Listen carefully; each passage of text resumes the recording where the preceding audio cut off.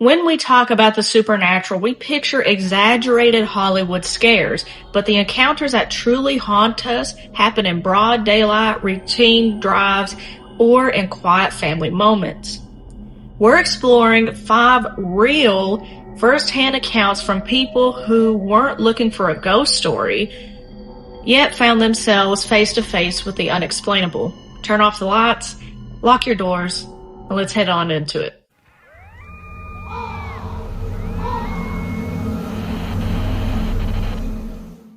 Our first story comes from the user named Arrisha, who admits to being skeptic until a strange sequence of events left her with no other choice but to wonder.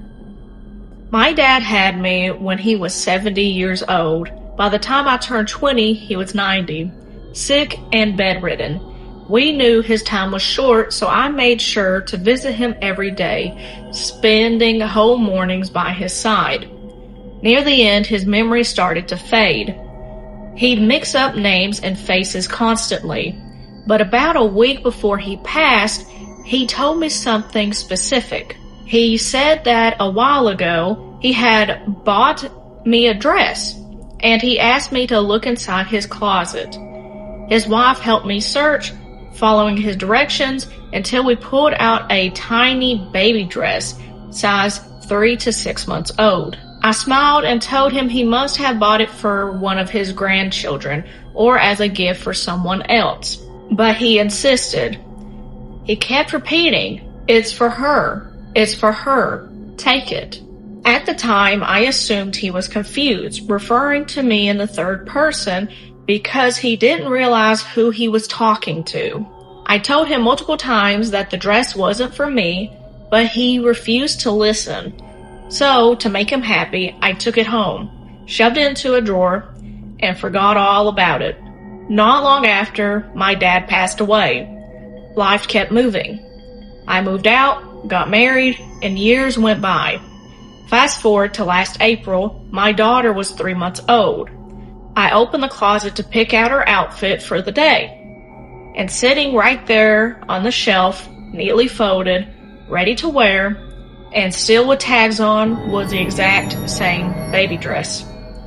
I was stunned. I asked our cleaning lady if she had moved it, and she said she found it somewhere in the room and put it away.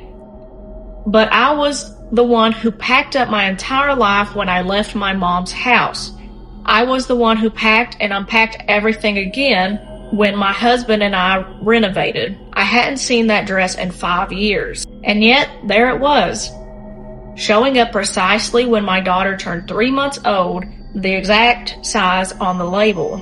I know it might sound foolish, but I don't think my dad was confused that day in his bedroom. He knew exactly who she was. While some unexplainable events leave behind a scene of comfort, others carry an immediate, chilling threat on a dark, isolated road.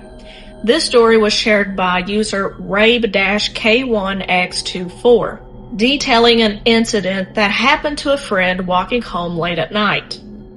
I don't believe in the paranormal. However, that doesn't matter because there are many people who have truly experienced strange things, and I definitely don't want to belittle their stories.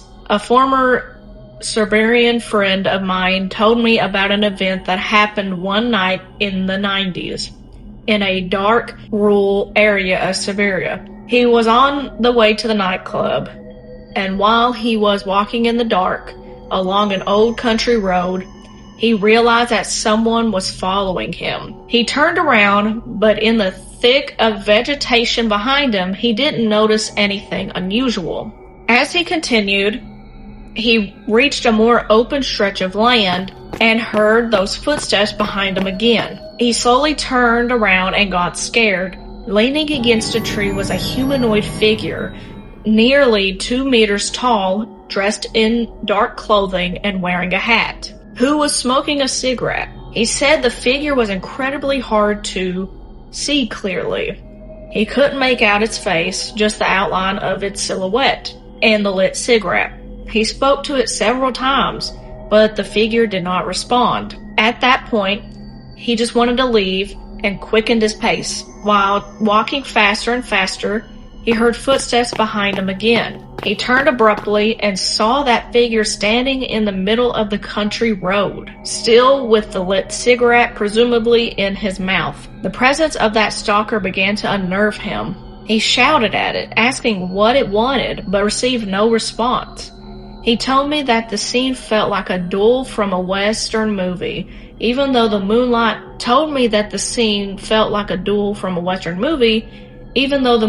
illuminated the figure, he still couldn't see its face. Suddenly, the silhouette let out a deafening scream. That, according to him, was nothing human. Terrified, he spun around and took off running.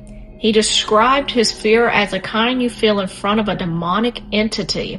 During his flight, the figure supposedly caught up with him, delivering a strong blow that knocked him down onto the dusky ground. He was convinced it was a physical confrontation. He got back up as quickly as he could, looking around in panic, but found only the lit cigarette still burning on the ground. There was no trace of the figure anymore. Took the shortest route home, and that evening he couldn't come up with any explanation of what had happened. Sometimes the horror isn't a physical confrontation, but the terrifying realization that two people witnessed the exact same invisible presence at the exact same time. User hot_Tamalito 145 shares a terrifying encounter from 2 years ago that still haunts them every time they pass a field. It was around 8 p.m. on a crisp November evening. My friend and I were hanging out on a quiet, remote road. The only light came from a single street light flickering nearby. Across from us was a massive open field with a few cows grazing in the dark. My friend was tossing a ball around, and as a joke, I grabbed it and threw it out onto the high grass of the field. He laughed, told me to get it, but I refused. So he clicked on his phone flashlight and trotted a few yards into the dark field to hunt for it. I stood by the edge of the road, waiting alone in the stillness. Out of nowhere, I felt a burst of cold air, and a man's voice whispered directly into my right ear. It was so close, clear and distinct that I physically jumped. It whispered, "What are you doing?" I spun around instantly, expecting someone to be standing right behind me pulling a prank. There was no one there. The road was completely empty. I tried to shake it off, telling myself my mind was playing tricks on me. Seconds later, I heard fast footsteps. My friend came sprinting out of the field, looking completely pale and terrified. Before I could even open my mouth to tell him what I just heard, he grabbed my arm and blurted out that while he was searching in the grass, a man's voice had just whispered directly into his ear. Except the voice had asked him, "Who are you?" We hadn't spoken a word to each other. We were yards apart, yet we both heard the exact same voice, ask two direct, context-specific questions in our ears at the same moment. We didn't search for the ball, we ran, and as soon as we looked back from the road, the single streetlight above where we had been standing began to violently flicker. While unseen voices in the dark can send a shock through your chest, the supernatural can also offer a moment of closure when you least expect it. This experience, shared by our user KaffeDreamer, explores what happens in the quiet moments of following a sudden loss. About 10 months ago, my grandfather passed away unexpectedly in a sudden car crash. It happened so fast that he never even knew what hit him. About 2 weeks later, I had a dream that felt far too real to be a simple dream. I was standing in his house, and he was sitting right there at his kitchen table. He looked up, saw me, and asked, "Where am I? What's going on?" I looked at him, took a breath, and said, "You died." He paused, looked down, and simply responded, "Oh, okay." He didn't seem panicked or surprised, just confused. He went on to explain that he kept seeing a bright white light nearby. He said he didn't know what it was, but that it kept calling to him. I told him that the light was a good place.